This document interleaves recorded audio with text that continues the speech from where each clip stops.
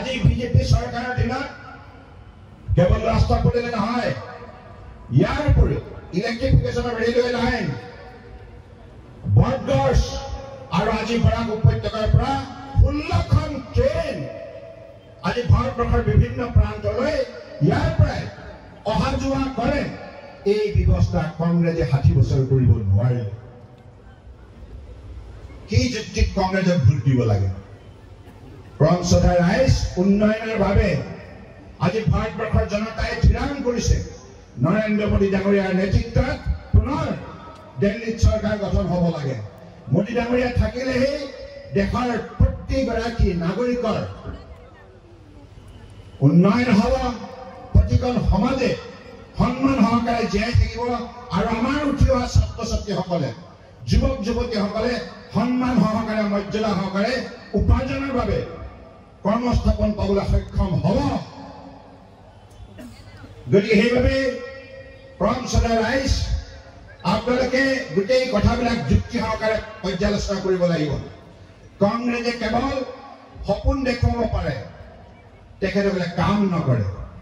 এই কংগ্ৰেছ চৰকাৰে সেই সময়ত প্ৰধানমন্ত্ৰী আছিল ইন্দিৰা গান্ধী, ৰাজীৱ গান্ধী, সকলোৱে, নৰসিংহ ৰাও, ডক্টৰ মনমোহন সিংলৈকে সকলো প্ৰধানমন্ত্ৰীয়ে কৈছিল গৰীবী হটাও, গৰীবী হটাও। কিন্তু ভাৰতবৰ্ষত গৰীবী কেতিয়াও আঁতৰাব নোৱাৰে। কিন্তু আজি মোদী ডাঙৰীয়াই তেখেতসকলে যিমানবিলাক ভাৰত চৰকাৰৰ তৰফৰ পৰা আঁচনি আজি বিভিন্ন শ্ৰেণীৰ ৰাইজৰ বাবে গ্ৰহণ কৰা হ'ল, সেই আঁচনি ৰূপায়ণ কৰা হ'ল। ফলত আপোনালোকে জানেনে, যোৱা 10 বছৰ ভিতৰত 25 কোটি মানুহক, দৰিদ্ৰ সীমাৰেখাৰ তলত বসবাস কৰা লোকক আজি সেই দৰিদ্ৰতাৰ পৰা উদ্ধাৰ কৰিলে মাননীয় প্ৰধানমন্ত্ৰী নৰেন্দ্ৰ মোদী ডাঙৰীয়াই। গতিকে সেইবাবে গোটেই ভাৰতবৰ্ষত পৰিৱৰ্তন আহিছে। হিন্দু, মুছলমান, খ্ৰীষ্টান, বুদ্ধি, জৈন, শিখ সকলো ধৰ্মৰ লোকে সকলো আঁচনিৰ সুবিধা লাভ কৰিছে। গতিকে সেই কথা সকলোৱে গভীৰভাৱে উপলব্ধি কৰিব লাগিব। আমাৰ ভৱিষ্যত যিবিলাক ল'ৰা ছোৱালী স্কুলত পঢ়ি আছে, কলেজত পঢ়ি আছে, ইউনিভাৰ্চিটিত পঢ়ি আছে, যিবিলাক যুৱক যুৱতী নিবনুৱা হৈ আছে, সকলোৰে কৰ্ম সংস্থাপনৰ বাবে মোদী ডাঙৰীয়াই আজি ডিজিটেল ইণ্ডিয়া, ষ্টাৰ্টআপ বিভিন্ন ধৰণৰ আঁচনি প্ৰৱৰ্তন কৰিছে। ইউথ লেড ডেভেলপমেণ্টৰ আঁচনিৰ যোগেদি আজি ভাৰতবৰ্ষৰ যুৱ শক্তিক সবলীকৰণ কৰা হৈছে। এই বৰাক উপত্যকাৰ কৰিমগঞ্জ জিলা 2024 চনৰ লোকসভা নিৰ্বাচনত ভোটদান প্ৰক্ৰিয়াত অংশগ্ৰহণ কৰিব লাগিব। লক্ষ্য হ'ব যে আগন্তুক দিনত নৰেন্দ্ৰ মোদী ডাঙৰীয়াৰ নেতৃত্বত ভাৰতবৰ্ষক বিশ্বৰ 3খন শ্ৰেষ্ঠ উন্নত ৰাষ্ট্ৰৰ ভিতৰত অন্যতম হিচাপে গঢ়ি তোলা। গতিকে সেই লক্ষ্যৰে এইবাৰ নিৰ্বাচনত ভাৰতবৰ্ষৰ ভোটদাতা ৰাইজে অংশগ্ৰহণ কৰিব। ইতিমধ্যে প্ৰথম পৰ্যায়ে নিৰ্বাচন সম্পূৰ্ণ হৈছে আৰু অসমত আমি 5খন আসনতে জয়যুক্ত হ'ম।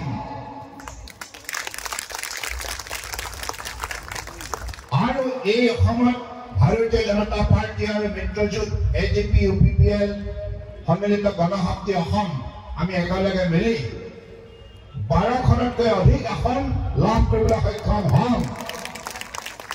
আৰু এই কৰিমগঞ্জ সমষ্টিটো, শিলচৰ সমষ্টিটো আমাৰ পৰিমল শুক্লবৈদ্য ডাঙৰীয়া আৰু কৃপালাল মল্লা ডাঙৰীয়া দুয়োগৰাকী ভাৰতীয় জনতা পাৰ্টিৰ প্ৰাৰ্থী বিপুল ভোটত জয়যুক্ত হ'ব।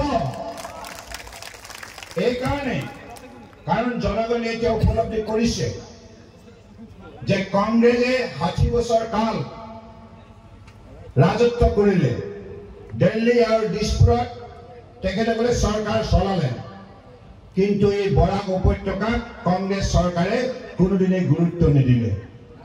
গুৰুত্ব নিদিয়াৰ কাৰণে কৰিমগঞ্জ আৰু শিলচৰ কোনোদিনে উন্নত মানদণ্ডৰ ৰাস্তা আৰু দলং নিৰ্মাণ কৰিব নোৱাৰিলে কংগ্ৰেছে। গতিকে এই কংগ্ৰেছ দলৰ এই নিৰ্বাচনত অংশগ্ৰহণ কৰাৰ কোনো নৈতিক অধিকাৰ নাই। কাৰণ তেখেতসকলে বৰাক উপত্যকাৰ লগতে অসম তথা উত্তৰ পূৰ্বাঞ্চলক আটাইতকৈ বেছি অৱহেলা কৰিছিল। আৰু তেখেতসকলে কি যুক্তিত এতিয়া কৰিমগঞ্জ আৰু শিলচৰত ভোট খুজিবলৈ আহিছে। পৰম শ্ৰদ্ধাৰ কৰিমগঞ্জ এই লোকসভা সমষ্টিৰ ৰাইজ, আপোনালোকে কংগ্ৰেছক প্ৰশ্ন কৰিব যে আপোনালোকে 60 বছৰ কাল আমাৰ এই অঞ্চলটো কিয় পিছ পৰি থাকিবলৈ বাধ্য কৰাইছিল? আমাৰ ৰাস্তা পদূলি, দলং, মেডিকেল কলেজ, অনুষ্ঠান প্ৰতিষ্ঠান কিয় দিয়া নাছিল? আৰু আপোনালোকে আনকি আমাৰ ট্ৰেইন লাইনটো দিয়াৰ পৰা সম্পূৰ্ণৰূপে আঁতৰি আছিল কিয়?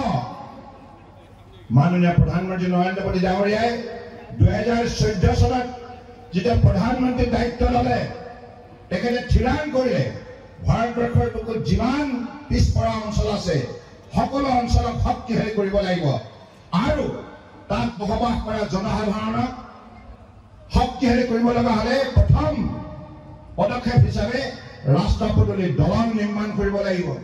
সেইকাৰণে যোৱা 10 বছৰত কেন্দ্ৰীয় চৰকাৰ, বিজেপি চৰকাৰ দিল্লীত, বিজেপি চৰকাৰ অসমত, দুইখন চৰকাৰে মিলি এই বৰাক উপত্যকাৰ 3খন জিলাত কাছাৰ, কৰিমগঞ্জ, হাইলাকান্দিত প্ৰায় 10,000 কোটি টকা ৰাস্তা পদূলি নিৰ্মাণ কৰাৰ কামত আত্মনিয়োগ কৰিলে। বৰাক উপত্যকাৰ 2খন সিটতে ভাৰতীয় জনতা পাৰ্টিৰ প্ৰাৰ্থী জয়যুক্ত হ'ব।